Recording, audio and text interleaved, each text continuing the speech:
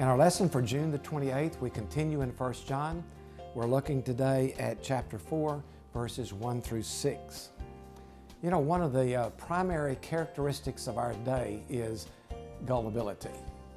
Politicians are elected to office because of our gullibility. Advertising sells us products that we don't really want and don't really need because of our gullibility. Charismatic leaders often build great following because of our gullibility. Newsmen mold public opinion because of our gullibility.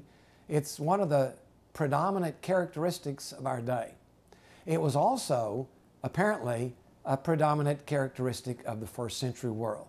And so John, in his epistle, warns his listeners against being too gullible in the spiritual realm. And apparently, they were buying into some false teachings, and John addresses that now beginning in chapter 4. So he begins in chapter 4, verse 1, with a warning. And it reminded me, kind of echoed a warning in the Old Testament from the prophets. For example, I picked out Jeremiah. Jeremiah, in the days of Jeremiah, many spokesmen appeared among God's people, and they looked like God's prophets. They kind of spoke like God's prophets, but they were not the foretellers of God. They were communicating messages that were contradictory to the message of God. They were, as Jeremiah called them, false prophets. And Jeremiah, in Jeremiah chapter 29, verses 8 through 9, warned them against the people, against these false prophets. He said, "Do not let the prophets and the diviners among you deceive you. Do not listen to the dreams you encourage them to have. They are prophesying lies to you in my name. I have not sent them." So in the days of the prophets warned against false prophets communicating false truths. Apparently, John sees the same problem prevalent in his own day. Just because a person looks like a spokesman of God and sounds like a spokesman of God does not mean that person is a spokesman of God. Even today, John says, many false prophets are among us. Dear friends, do not believe every spirit, he says. Of course, the same thing is true in our own day. Just because somebody claims that they are speaking a word from God doesn't necessarily mean that they are speaking a word from God.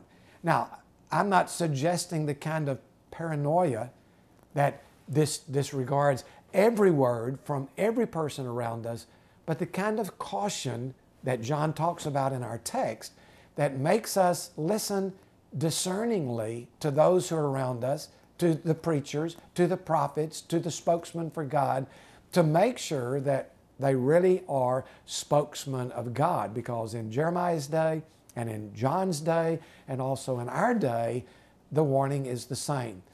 Do not believe every spirit.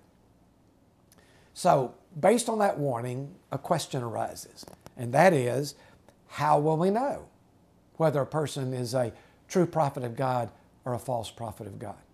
How will we discern these, as he says, these spirits that are false spirits?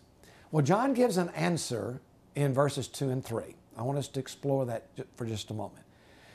And this guideline that he gives us, it's very clear-cut. He says, here's the guideline, verse 2.